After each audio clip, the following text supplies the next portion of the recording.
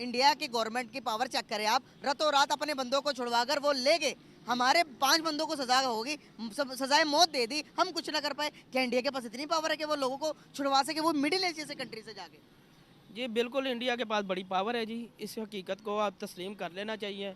अब कोई नहीं मानता तो आप 1971 को देख लें, जब वो इंडिया ने हमारे फ़ौजियों की और जो हम पाक फ़ौज है हमारी, उसकी पेंटें उतरवा दी थी उन्होंने। तो ये अब तो वो उस वक़्त इतने पावरफुल थे, तो हम बस वो कर सकते हैं, जो ताकतवर है वो सब कुछ कर सकता है। सऊदी 5 जो थे वो पाकिस्तानियों को फांसी दे दी है सऊदी अरेबिया ने, और 10 जो इंडियंस थे नेवी ऑफिसर्स, उनको कतर में से छुड़वा कर ले गए। कैसे देखते हैं आप इन चीज़ों को? मुझे आप ये बताएं, उनको फांसी क्यों दी गई है?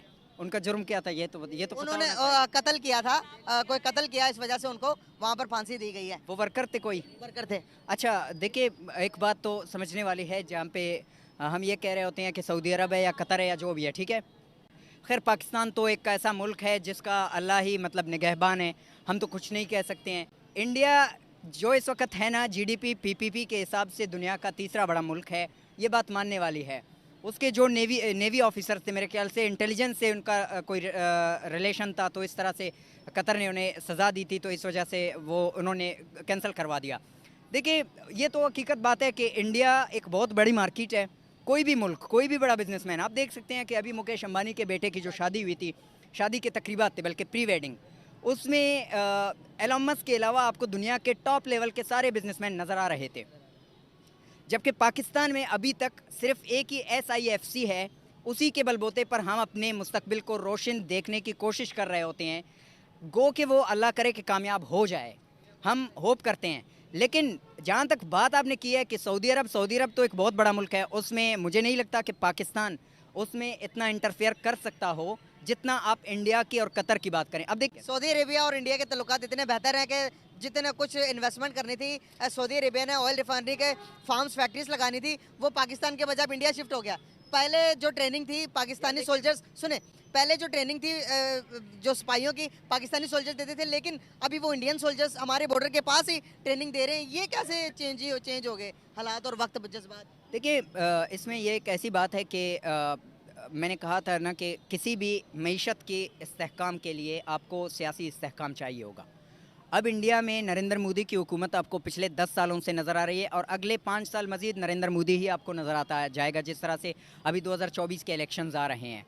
तो उसकी जो सियासी इस्तेहकाम की जहाँ तक बात है, तो वो 100 आउट ऑफ 100 है। हमारे यहाँ सियासी इस्तेहकाम आपको नहीं मिलेगा। अभी रिसेंटली जो गवर्नमेंट बनी है, ये भी मतलब पता नहीं चलेगा कि कब तक चले या ना चले। तो इस वजह से एक तो इंडिया को उसकी आबादी का एडवांटेज हासिल है, बहुत बड़ी आबादी है उसकी, और दूसरा उसकी इकॉनमी ग्रो कर रहा है। मेरे ख्याल से 6.8% के हिसाब से उसकी जो GDP ग्रोथ रेट है वो है, और हमारी जो है 0.9 इस तरह से 1% के बराबर है, बहुत ही कम है। और हमारा जो GDP का हजम है वो भी उससे बहुत ही कम है। तो इस वजह से अगर कोई सऊदी अरबिया हो चाहे जो भी मुल्क हो, तो वो अपने पैसे किसी ऐसे मुल्क में तो नहीं लगाना चाहता कि जहाँ पे उसको कम से कम फ़ायदा मिले या उसका इन्वेस्टमेंट ही डूब जाए।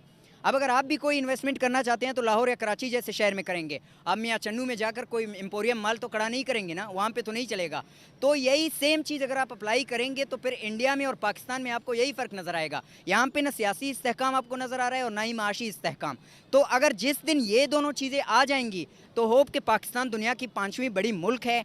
हम उम्मीद करते हैं कि सियासी इस्तेहकाम भी आएगा। आबादी के लिहाज से जी, 5वीं आबादी के लिहाज से बड़ी मुल्क है। आप यहाँ पे जाकर किसी हिंदू का आपको दुकान नज़र आ जाएगा ना, आपको रोज़ों में वही हिंदू आपको फेयर होके वो चीज़ दे रहा होता है। लेकिन हमारे मुसलमान जो होते हैं ना, आप रोज़ों में जाकर किसी रेडी के पास कोई फ्रूट खरीदना चाहते हैं या कुछ ऐसा कोई किसी दुकान में जाते हैं, वो 100 रुपये वाली चीज़ वो 150 रुपये की बेच रहे होते हैं। मजबूरी से फ़ायदा उठाना हमारा जो है वो एक कारोबार बन चुका है।